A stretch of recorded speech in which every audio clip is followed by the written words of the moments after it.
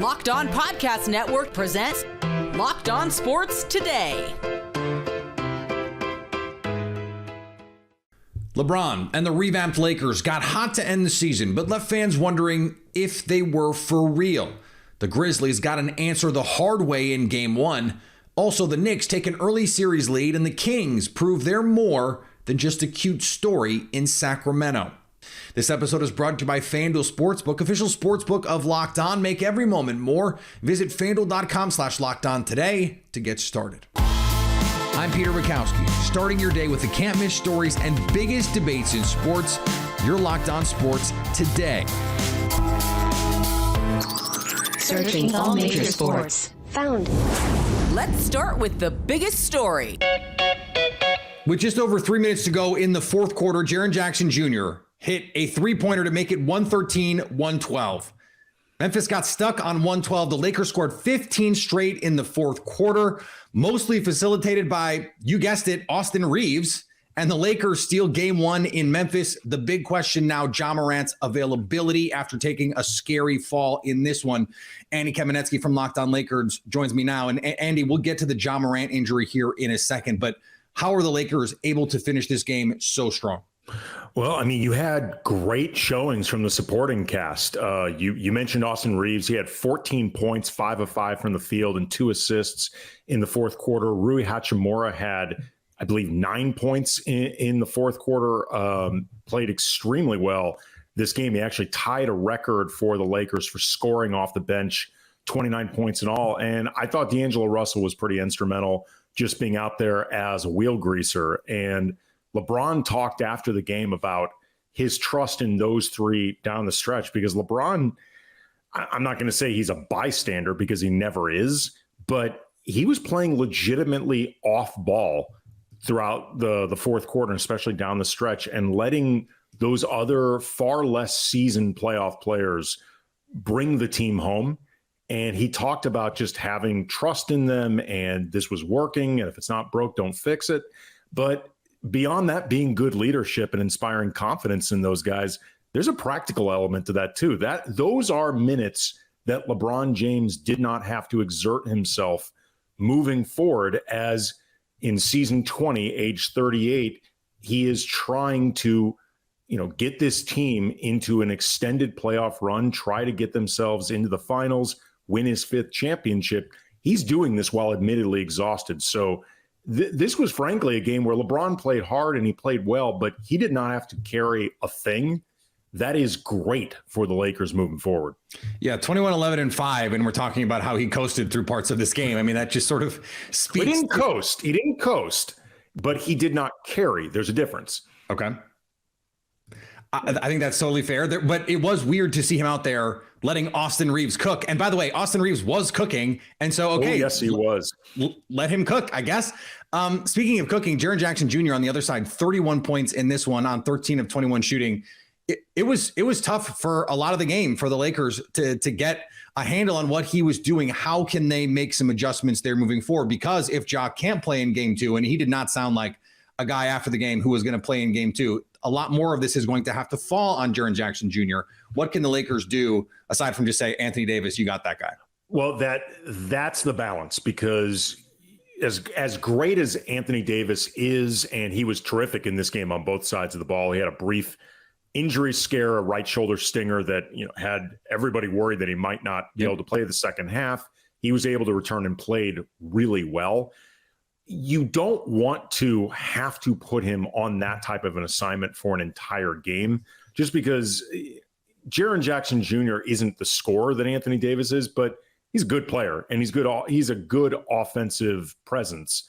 The problem the Lakers had in this game was, particularly when Jaren Jackson Jr. was down low, nobody other than AD could handle him. Like Rui Hachimura was game, Jared Vanderbilt was game, and I thought both of them did a good job with Jaren Jackson as far as guarding him out on the perimeter, making him put the ball on the floor so he wouldn't take those threes that he can make and often prefers to shoot.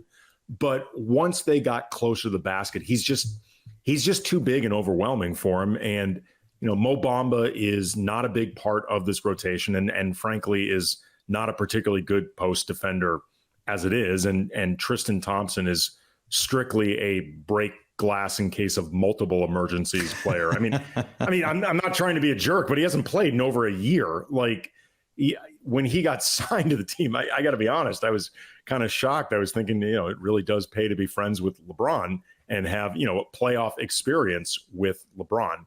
But he is not somebody you're going to be looking to do this with. So I think they will be looking to strike a balance between putting AD on him and how much, if nothing else, can Rui or Vanderbilt make Jackson work down low. Because if you can at least make him work and it's not easy, then that might be the best you can do, because AD on him an entire game could be pretty taxing, and I don't know if it pays the dividends they want.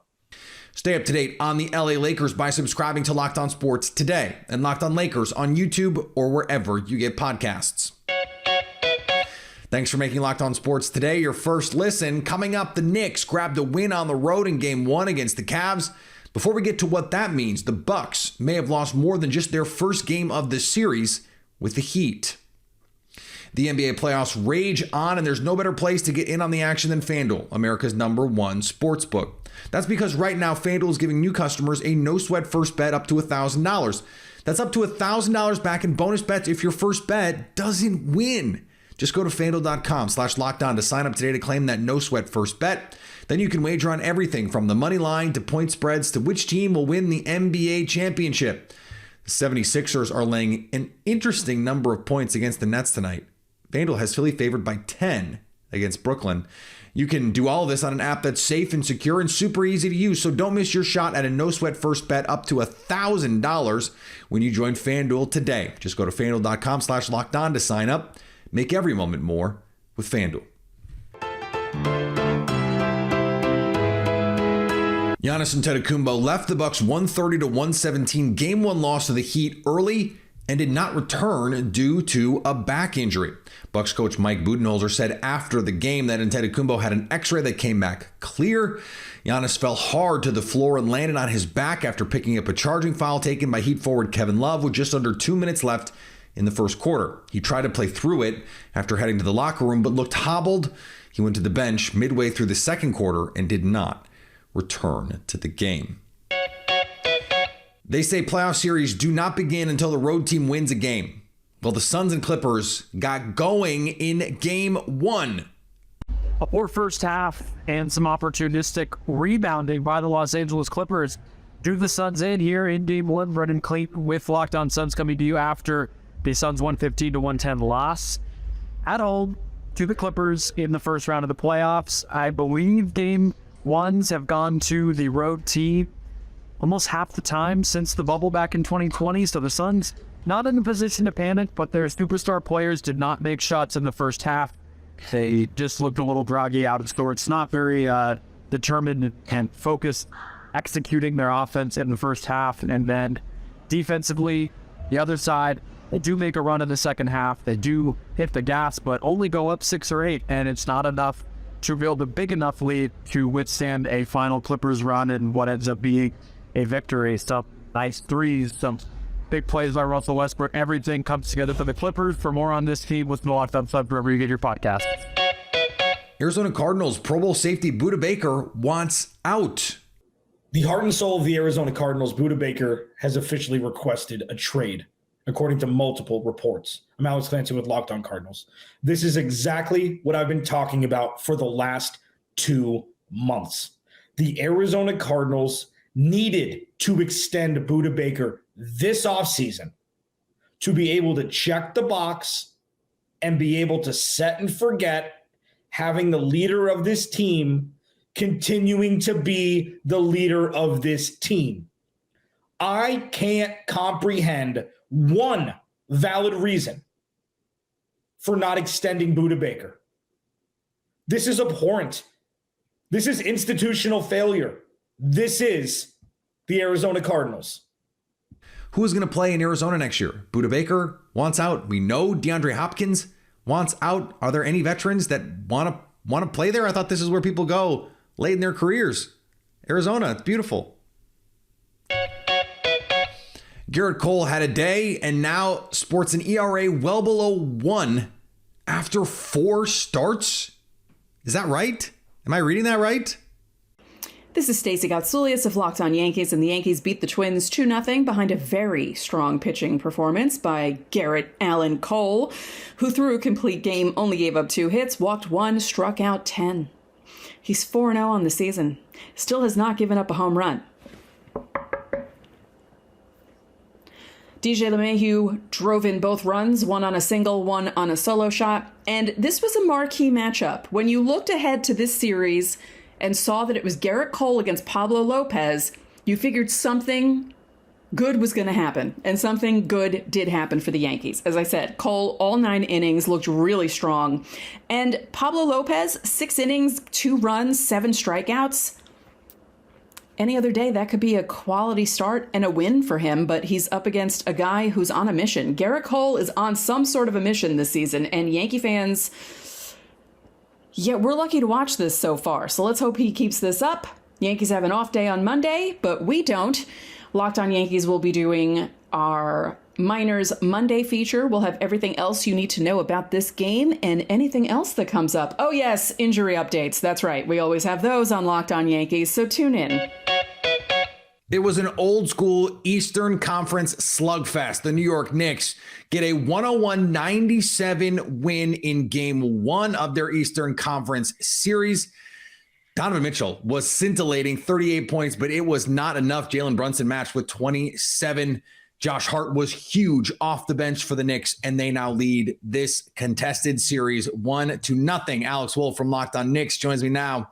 And Alex, as I mentioned, this was a terrific game. What gave the Knicks the edge in this one? Physicality, I think, would be where I would go. And that's a broad term intentionally. They were hustling for all the loose balls. They were hustling for every rebound. They did what myself and my co-host Gavin and a lot of people thought they would do, which was generated a lot of extra opportunities for themselves via offensive rebounds and by winning the rebounding battle by, I think the final tally was 13-14 that they won that total in this game. I mean, that was basically what it came down to, because honestly, the Knicks didn't have their best game, like across the board. Like they were not, like Jalen Brunson only played 9 minutes in the first half. Julius Randle started off very strong and then you can't blame him because he was out for like over 2 weeks with an ankle injury, but seemed to kind of run out of gas in the second half. The trio of RJ Barrett, Emmanuel Quickley, and Quentin Grimes did, at least offense wise, like as far as scoring points, basically nothing. They shot like 3 for 21 combined. And yet the Knicks still gutted this game out, as you said, in large part due to Jalen Brunson really coming alive in that second half and Josh Hart just being an absolute terror across the board, and some really clutch, as I said, offensive rebounds right down the stretch of the game. One big one from Isaiah Hartenstein, another big one from Julius Randle to kick it out to Grimes, who made 2 free throws to his credit to ice the game. Just one of those like bona fide team efforts that every fan of a sports team loves to see. Well, and it's one of those games where there was nothing really that fluky about it. You mentioned the shooting numbers. Isaiah Quickley, 0 for 5. Quentin Grimes, 1 for 4. RJ Barrett, 2 for 12. It wasn't like the role players just came alive, kind of like we saw with the Heat, where a team that doesn't shoot the ball well shot the lights out. So how sustainable do you think this game plan is? Obviously, you want your role players to shoot a little bit better, but how sustainable is winning this way for the Knicks in this series, do you think? I mean, specifically against this opponent, very sustainable, because the Knicks are one of the best rebounding teams in the NBA and one of the best offensive rebounding teams in the NBA. And the Cavs across the board are one of the worst rebounding teams in the NBA. And that's kind of how the Knicks go about business, is they just like someone for my website, The Strickland, actually wrote a really interesting article about this past week about like, there was a really interesting dynamic with the Knicks where they were a top 5 offense this year in offensive rating, which is not a place that a Tom Thibodeau team usually finds itself, and not a place the Knicks usually find themselves. And then if you looked at the numbers, at least the traditional metrics you might look at, like true shooting percentage or effective field goal percentage or whatever, whatever like shooting percentage metric you like, they don't actually perform that well. They're not the best 3-point shooting team in the league. They're not even the best 2-point shooting team in the league. They kind of underperform as a team shooting the ball, but they win because they generate so many extra possessions. And that's just the name of the game for them. They run a ton of ISO, and they have guys that are ready to rebound the ball in various positions, and ready to play misses in certain ways. And all in all, just hustle the crap out of it and just like get in there, get into the thick of things, box out, get offensive rebounds, and generate second opportunities however they can. And that's just kind of been the Knicks game all year.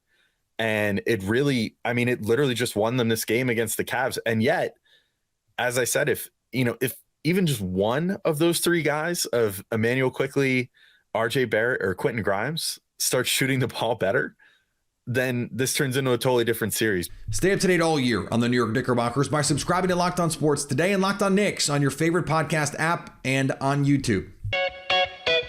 Coming up, playoff basketball suits Sacramento. So we all know how ExpressVPN protects your privacy and security online, right? But there's something you might not know. You can also use ExpressVPN to unlock movies and shows that are only available in other countries. So if you're like me and you've run out of stuff to watch on Netflix, or they have a live stream that doesn't exactly work right, well, then you can use ExpressVPN to binge The Office on UK Netflix. It's simple.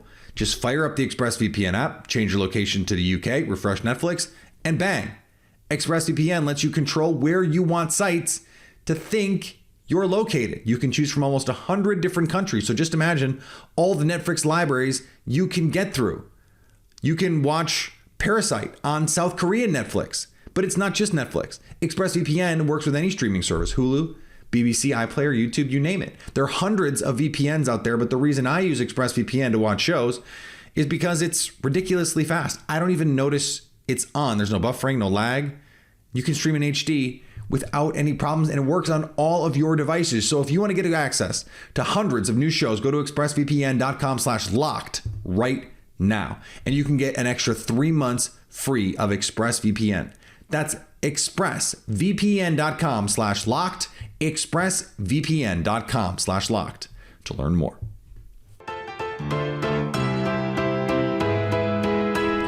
It's been a long time since Kings fans got to celebrate a playoff team in their home arena. As Locked On Kings host Matt George says, the fans and the team rose to the occasion. You, Sacramento, delivered everything that I have dreamed of for the last 17 years. Everything that I have dreamed of and imagined and thought about, going from my childhood through my teenage years to young adult years now, and now well into my career. You delivered tonight in a way that I can't even properly put into words, and I can't even properly express my gratitude for the moments that you gave me, the moments that you gave all of us. The volume in this building was absolutely incredible, and I hope everybody who was inside the arena, outside the arena, watching from home, wherever you were watching this Kings game tonight, I hope you felt how special it was. This win should make the Sacramento Kings feel very confident going into the remainder of the series. Now, I don't think the Kings should leave this building tonight going, oh, we're going to sweep the Golden State Warriors, we got this in the bag, because if they do, they're going to be in big trouble. And I'm almost guaranteeing you nobody in that locker room, on that coaching staff, really nobody in this building, despite the Kings winning, no fan even with as much alcohol or help in that way, as lubricated as they were, happy as they were based off of that. I even feel that even you understand like this series is far from over. However, the Kings can feel extremely confident going into the remainder of the series. Why? Because they managed to beat the Golden State Warriors in a game where Sacramento's offense did not look great. Remember, this was a team not that long ago that was in jeopardy of leaving Sacramento, of going to Seattle potentially because of mismanagement, both from ownership and from the front office. It was a nightmare. This after those Rick Adelman, Chris Webber, Mike Bibby Kings teams were supremely entertaining, when that was the most hostile environment in the NBA. Those Kings fans deserved to have a team exactly like this and to see them in game one light the beam, which is just an unimpeachable celebration, and to see the streets around the arena flooded with people is a reminder that good stewardship of an organization in almost every city where these professional sports franchises reside is so vital. And when you have a vibrant team, a team like this, you're going to bring fans out.